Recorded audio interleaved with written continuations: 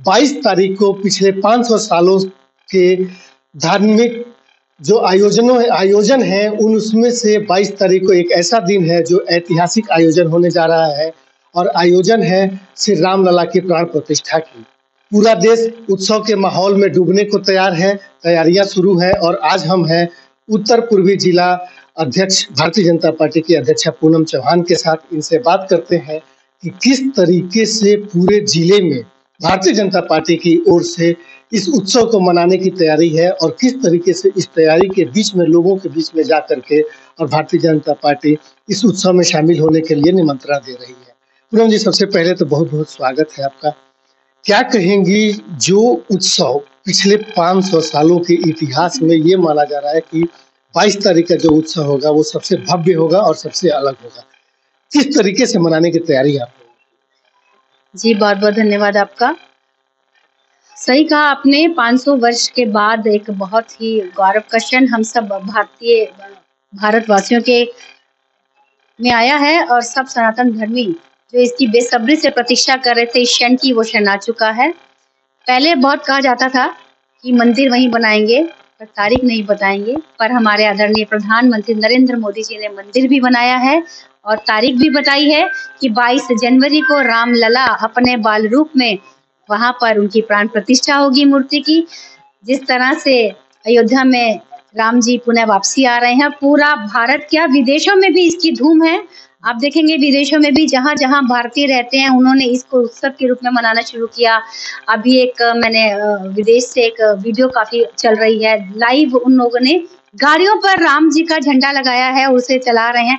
जिसको जहां मौका मिल रहा है, देश ही नहीं विदेशों में भी लोग इसको बहुत उत्सव की तरह मना रहे हैं। लोगों के हृदय में खुशी का माहौल है क्योंकि हम राम के वंशज हैं। जो पार्टियां कहती हैं कि एक ढकोसलेबाजी, उन्हें शर्म आनी चाहिए। भारत में रहते हैं, हिंदू राष्ट्र में रहते हैं, लेकिन अपनी संस्कृति को, अपनी सभ्यता को पहचानने से, अपनाने से अगर वो दोगलापन कह रहे हैं, उसको राजनीतिकरण कह रहे हैं, तो मैं कहती हूँ ऐसे लोगों को भारत में रहने का कोई अधिकार नहीं। उन्हें शर्म के मारे डूब मरना चाहिए। यहाँ पर भारतीय जनता पार्टी उत्तर पूर्वी जिला के द्वारा, कार्यकर्ताओं के द्वारा 21 मंडलों में प्रत्येक 10 से लेके 15 मंदिर हमने चिन्हित किए हैं और उन मंदिरों में 100 से 150 लोगों के बैठने की व्यवस्था है और एलईडी के माध्यम से 12:30 बजे से 2:30 बजे तक राम जी का जो मूर्ति की प्राण प्रतिष्ठा का कार्यक्रम है अयोध्या से सीधा लाइव दिखाया जाएगा। उसके बाद प्रसाद वितरण है, कीर्तन कर सकते हैं लोग, भंडारों की व्यवस्था है, इस तरह की व्यवस्था रखी गई है। 15 तारीख से लेकर 22 जनवरी तक सभी धार्मिक स्थलों पर, मैंने कहा सभी धार्मिक स्थलों पर, हम केवल मंदिर को पॉइंट नहीं कर रहे, सभी धार्मिक स्थल जो हमारे क्षेत्र में है, वो मंदिर है, गिरजाघर है, चर्च है, मस्जिद है, छोटा मंदिर है, हमारे शहीदों की मूर्तियां हैं, उनके स्मारक है, सभी के आसपास सफाई की जाएगी, स्वच्छता अभियान चलाया जाएगा भारतीय जनता पार्टी के कार्यकर्ताओं के द्वारा। और घर घर अक्षत बांटे जा रहे हैं, हल्दी कुमकुम के मिले हुए। और आप लोगों का भाव देखिए, बेटियां बच्चियां चप्पल उतार के उन्हें इस तरह से ले रही हैं जैसे कि सीधा वो वहां से आ रहे हैं और उन्हें माथे पे लगाकर महिलाएं, पूरा देश राम के प्रेम में, जिस तरह कहते हैं ना, एकदम मंत्र मुग्ध हुआ है और सभी लोग लगे हैं, बच्चे से लेके बुजुर्ग तक इसमें यात्रा में। प्रभु श्री राम की जो अयोध्या तक की यात्रा है 22 जनवरी तक, इसमें सबने अपना अपना योगदान दिया है। सभी समाज के लोग भी इसमें जुड़े हुए हैं और हम सब, ये भारतीय जनता पार्टी का कार्यक्रम नहीं है, यह एक समाज का कार्यक्रम है, यह एक धार्मिक कार्यक्रम है। हम लोग समाज के सभी लोगों के साथ मिलकर इस कार्यक्रम में अपनी सहभागिता दे रहे हैं। हमारे निगम पार्षद भी भंडारा कर रहे हैं, हमारे विधायकगण भी जगह जगह भजन संध्याओं का आयोजन कर रहे हैं, भंडारे कर रहे हैं। कोई भी भूखा ना रहे। पूरे देश में 22 जनवरी को दीपावली मनाई जाएगी, दीपोत्सव मनाया जाएगा। 15,000 दिए कल एक कार्यक्रम में वहां बांटा जाएगा भजनपुरा में। 5,000 दिए मैं आज उनके पैकेट बनाकर 11-11 हम सुबह प्रभात फेरी निकालेंगे और उस दौरान घर घर में हम वो दिए देंगे। तो बहुत बड़ी योजना, सभी लोग इसको कर रहे हैं। एलईडीज बुक हो चुकी हैं, दिए खरीदे जा चुके हैं।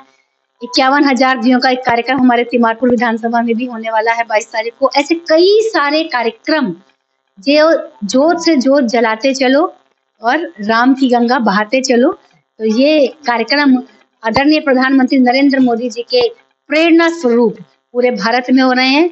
और हम सब भगवान प्रभु श्री राम से ये कृपा प्रार्थना करते हैं कि वो सब पर, पूरे विश्व पर अपनी कृपा दृष्टि बनाए रखें। और कल तो मैंने सुना मॉरिशस में भी उस दिन छुट्टी घोषित की गई है। विदेशों में भी भारत की संस्कृति का इतना बोलबाला है, राम जी का इतना बोलबाला है, क्योंकि मैंने कहा ना, हम राम के ही वंशज हैं, आज चाहे कोई कुछ भी कहे। तो एक बार इस इतनी बड़ी सोच के लिए, सबको एक साथ जोड़ने के लिए आदरणीय प्रधानमंत्री नरेंद्र मोदी जी का कोटि कोटि धन्यवाद। पूनम जी, इतनी बड़ी तैयारी की चर्चा की आपने, इसके बारे में बताया आपने।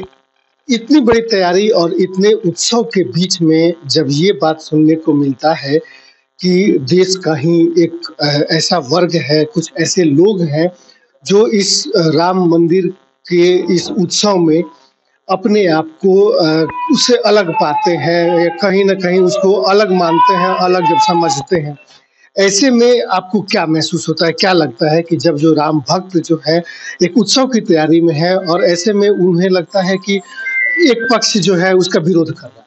जो पक्ष इसका विरोध कर रहा है तो जनता उसे स्वतः ही किनारा कर देगी। अब तो राम युग आ चुका है, राम राज जो हम सोचते थे कि राम राज आना चाहिए, मैं कहती हूँ जब राम राज आ गया है, बच्चा बच्चा राम का नाम लेने को तैयार है।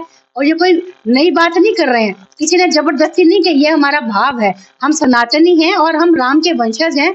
और रामायण हमारा पौराणिक ग्रंथ है, इसके से सीख कर ही तो राम राज की कल्पना, जो सामाजिक एक परिकल्पना है, किस तरह से राजा को अपनी प्रजा के साथ व्यवहार करना चाहिए, किस तरह से हमें सामाजिक परिवेश में परिवार के साथ जो चित्रण जो उसमें किया गया है, वो इसी परिकल्पना को लेकर ही तो भारत का विकास हुआ है। और भारत की चर्चा जो विदेशों में की जाती है कि भारत की तरह ही पारिवारिक परिस्थितियां हर जगह होनी चाहिए, भारत की तरह ही घर परिवार होना चाहिए, भारत की तरह ही बच्चों में संस्कार होने चाहिए। जब भारत की सारी संस्कृति संस्कार की परिकल्पना विदेशों में की जाती है, तो वो सब सिखाने का जो मूल मंत्र था वो थी रामायण। और आज जन जन बच्चा बच्चा रामायण को आत्मसात कर चुका है और भारत में तो रामराज आ गया है। जो लोग इसे नहीं मानते वो अपने आप ही किनारा हो जाएंगे, किसी की जरूरत उन्हें पड़ेगी। राजनीतिकरण की जो बात कही जा रही है कि पूरे आयोजन को राजनीतिकरण कर दिया गया है, इसकी वजह से लोग किनारा भी कर रहे हैं, उस पर क्या प्रतिक्रिया है आपको? आपको लगता है कि राजनीतिकरण हुआ है? मैं कहना चाहूंगी आदरणीय प्रधानमंत्री नरेंद्र मोदी जी भारत के गार्जियन हैं। जब कोरोना काल में उन्होंने भारत की जनता की रक्षा की, एक परिवार के रूप में, एक पिता के रूप में उन्हें माना, तो आज जो हमारा पिता हमारे परिवार के लिए कुछ अच्छा कर रहा है, पूजा अर्चना कर रहा है, तो पूरा परिवार उनका साथ दे रहा है। पूरे परिवार को उन पे विश्वास है कि हमारा कुछ ना कुछ जो हित है वो आदरणीय प्रधानमंत्री नरेंद्र मोदी जी, जो अपने बच्चों की तरह भारत के जन जन को, चाहे वो हिंदू हो, मुसलमान हो, क्रिश्चियन हो, ईसाई हो, हर वर्ग को जब वो सेवा कर रहे हैं, तो उन्होंने जब कुछ सोचा वो अच्छा ही सोचा होगा। हम सब अपने प्रधानमंत्री जी के साथ, अपने पिता के साथ। शंकराचार्य जो है वो नहीं आ रहे इतने बड़े आयोजनों में, जिन्हें धर्म का ध्वजवाहक कहा जाता है। सबसे पहले उनको व्याख्या का अधिकार है, वो धर्म के रक्षा का अधिकार है, धर्म की व्याख्या का अधिकार है। और ऐसे में शंकराचार्यों का नहीं आना ही भी एक बड़ा सवाल है, हालांकि वो बहुत ज्यादा चर्चा में नहीं है। आप लोगों को लगता है कि उनका नहीं आना कहीं ना कहीं हमारे पूरे इतने बड़े आयोजन में एक छोटी सी कसक रह जाती है? देखिए, कोई कसक नहीं है, ये तो राम जी ने जिसको बुलाना है वही आएंगे। राम काज इतना बड़ा हो रहा है, हम लोग यहाँ पर बैठे हैं, यानी कि हमें नहीं बुलाया गया है, हमें यही व्यवस्था देखनी है। तो भगवान श्री राम ने जो वो चाहेंगे उनके दर्शन करे, वही उनके दर्शन कर पाएगा, चाहे इसमें शंकराचार्य जी हों, चाहे और महानुभाव हों। प्रभु के करे बिना तो पत्ता भी नहीं हिलता, तो उनके दर्शन कोई कैसे कर पाएगा? ठीक है, बहुत बहुत धन्यवाद। तो ये थी उत्तर पूर्वी जिला अध्यक्ष पूनम चौहान, जिनसे हम बात कर रहे थे कि 22 तारीख को होने वाले प्राण प्रतिष्ठा में श्री राम के किस तरीके की तैयारियां भारतीय जनता पार्टी की ओर से है। संघ जो है आरएसएस अपनी तैयारियां उसकी अपनी है, और स्वतः भी लोग इस महा आयोजन में, इस महा उत्सव में जुड़ने के लिए स्वतः ही आगे आ रहे हैं।